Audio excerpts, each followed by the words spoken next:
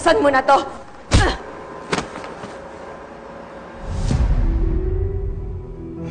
Anjali, may iba akong babaeng mahal. Sisirain ko rin kayo. Hindi ako papayag na maging masaya kayo!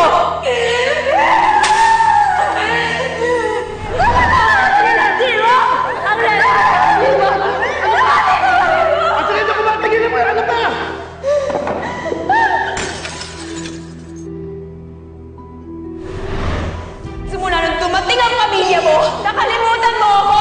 Wala akong pakialam kung anong nararamdaman ko! Kuya! Alam mo, mahal na mahal kita. Pero hindi sa lahat ng pagkakataon kakampihan kita. Lalo na kung alam kong ikaw ang may mali. Mag-sorry ka, Karina. I will never apologize to that social climbing snake!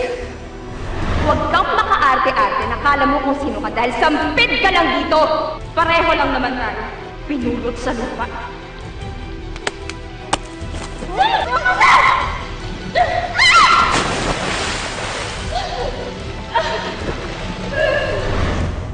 Huwag mong hingin ang basbas ng lalaki yan.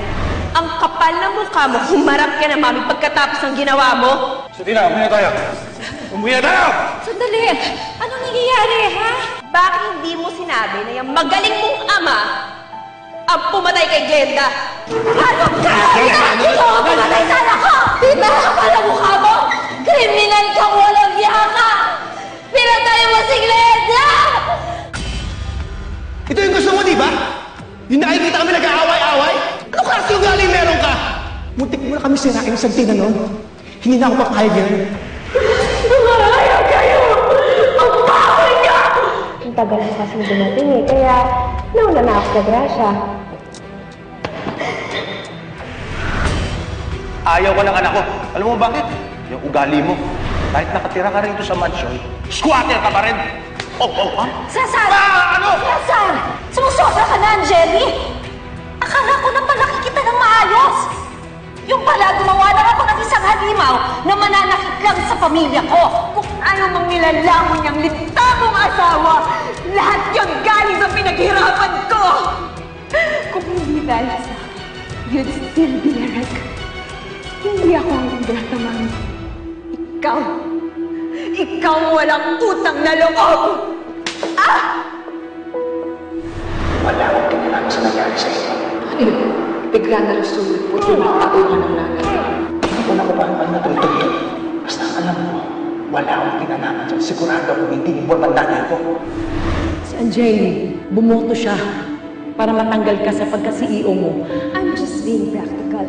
Wala na akong makikita kay Mami, kaya hindi na ako mag-stay sa kanya.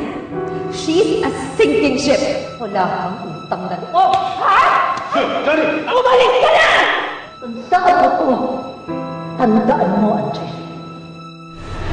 Hindi pa ba naikwento sa inyo ni Efrain na sila na ni Angeli? Hindi niya papatulan ng anak mo. Eh parang naghahaliman sila eh. Baka nga pa sa lubong nila ako na eh. Stay away from my boyfriend. Pinatulog mo itong babae mo? Gumising ka kung saan mo yung mga mata mo niluho ni Angeli. Tama na. Muna siraan ng girlfriend ko. Noong una, si Efrain manulandi mo dahil esquivel siya. At kaya dikit ka ng dikit kay Kiko kasi mayaman pala siya. I want you out of this resort. Bakit? Threatened ka? Kasi ako? Hindi ako naniniwala na may magmamahal pa sa'yo. Pareho naman tayo na dito, di ba? Masusol mo sa Santina, mawawala na ang problema kay Efrain. Pag magiging kami ni Santina, gusto ko dahil desisyon niya yun. Dahil akong mahal niya, dahil akong hilaman ng puso niya. Alam mo kung anong tawag sa'yo? Tanga! Hindi ko mahal si Angeli. Nagpapanggap lang ako. Kailangan ko makakuha ng ebidensya para mabigyan ng hustisya kay Lola Yoleng. Para makalayan nanay ko. Hindi ako tanga para magtoto kay Angeli. Mahal na mahal kita. Ano to? Papalam na kami sa isa't isa. Hindi ko naman iguguluhin. Nararamdaman ko na hindi completely on board si Efrain sa relasyon namin. Alam kong may tinatago siya. Eh ano namang mapapala niya sa'yo? Sa pakikipagrelasyon niya, hindi ko alam. Pero mabuti na yung nag-iingat ako. Yan ang gusto kong marinig sa'yo! Hindi ka tanga, katulad ko!